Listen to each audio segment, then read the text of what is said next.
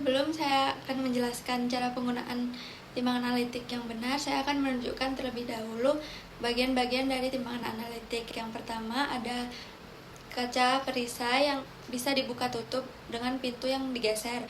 Kemudian di dalam kaca perisai tersebut ada level indikator dan juga lens pen atau tempat untuk menaruh zat yang akan kita timbang.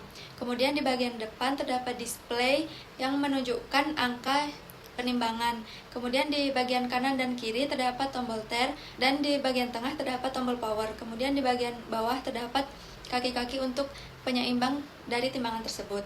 Selanjutnya, cara penggunaan yang benar terkait dengan timbangan analitik. Yang pertama, timbangan analitik diletakkan pada permukaan yang stabil dan juga rata. Kemudian, hubungkan timbangan analitik dengan suplai listrik. Tunggu beberapa menit, lalu timbangan analitik akan melakukan cek prosedur dan tes kalibrasi. Setelah kalibrasi selesai, pada display akan menunjukkan off. Kemudian di bagian tengah terdapat tombol on off untuk menghidupkan timbangan. Display akan menunjukkan angka 0,000. Hal itu menunjukkan bahwa timbangan akan siap digunakan. Kemudian letakkan bahan yang akan ditimbang pada plat timbangan.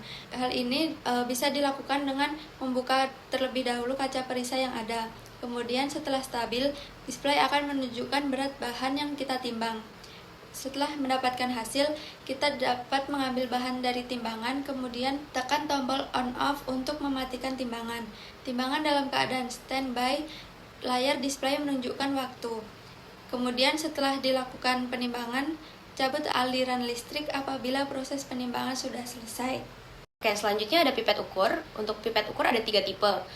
Tipe 1, Reverse Graduated Partial Delivery, tipe 2, Total Delivery, dan tipe 3, Reverse Graduated Total Delivery. Untuk tipe yang pertama, misalkan ini adalah pipet ukur. Pipet ukur dipasangkan dengan ball filler atau pipet pump. Kemudian pipet ukur diisi sampai tanda 0 dan diatur meniskusnya, tergantung dari larutannya, meniskus atas ataupun bawah. Kemudian larutan dikeluarkan sesuai dengan volume yang diinginkan. Misal volume yang diinginkan adalah 3 mili. Volume yang ditekan itu sampai 3 mili dan diatur kembali meniskusnya. Larutan yang dikeluarkan itu tidak sepenuhnya habis, namun sudah diperhitungkan. Kemudian untuk yang tipe 2, pipet ukur dipasangkan dengan ball filler atau pipet pump, kemudian diisi sampai volume yang diinginkan. Misal yang diinginkan hanya 5 mili, diisi hingga batas 5 mili dan diatur meniskusnya. Kemudian larutannya dikeluarkan seluruhnya. Lalu untuk yang tipe 3, pipet ukur dipasangkan dengan ball filler atau pipet pump, kemudian diisi sampai tanda 0 dan diatur meniskusnya. Kemudian larutan seluruhnya dikeluarkan dengan volume yang diinginkan. Misal kita membutuhkan 5 mili. Volume yang ada di dalam pipet dikeluarkan hingga sisa 5 mili di dalam pipet ukur. Kemudian diatur kembali meniskusnya, lalu dimasukkan ke dalam wadah yang sudah disiapkan. Untuk alat selanjutnya yaitu ada buret. Jadi untuk penggunaan buret dibutuhkan alat bantu yaitu tiang statif. Jadi seperti pada gambar, tiang statif itu ada ini bagian tiang statif, yang dimana ini berfungsi sebagai penyangga buret. Nah, pada tiang statif ini juga terdapat klem. Klem itu yang ini, dimana fungsi klem ini sebagai penjepit buret. Sebelum digunakan, bilas buret 2 atau 3 kali dengan larutan yang digunakan. Caranya dengan menambahkan sedikit cairan ke dalam buret, kemudian putar pipet secara horizontal dan putar sehingga cairan menyentuh seluruh permukaan bagian dalam buret. Selanjutnya, biarkan cairan mengalir melalui keran ke dalam wadah yang sudah disediakan. Jadi, kita putar kerannya supaya cairan untuk pembilas tadi keluar melalui ujung buret. Kemudian, larutan disimpan ke dalam wadah yang sudah disediakan.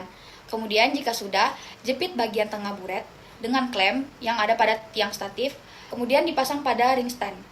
Lalu, atur posisi buret sehingga pengunci keran buret berada di sebelah kanan. Kemudian, letakkan skala buret berhadapan dengan mata. Kemudian, mengatur tinggi buret di atas Erlenmeyer sekitar 1-2 cm. Isi buret dengan larutan yang ingin digunakan. Jadi, cara pengisiannya itu kita isi dulu sampai di atas, kemudian diatur meniskusnya sesuai dengan larutan yang kita gunakan. Kemudian, letakkan kertas putih di bawah Erlenmeyer dengan tujuan menguatkan atau memudahkan pengamatan perubahan warna larutan analit. Lalu, biarkan cairan mengalir ke dalam Erlenmeyer. Jadi, kita putar kerannya agar cairan bisa keluar. Setelah itu, Erlenmeyers digoyangkan ketika titrasi dilakukan sampai menemukan titik ekivalen berupa perubahan warna. Ketika jumlah cairan yang tepat telah masuk ke Erlenmeyer, keran ditutup dan sentuhkan buret ke sisi wadah untuk menghilangkan sebagian tetesan. Kemudian, baca volume yang tersisa di buret. Setelah selesai, keluarkan sisa larutan yang ada di buret dan bilas dengan air untuk membersihkannya.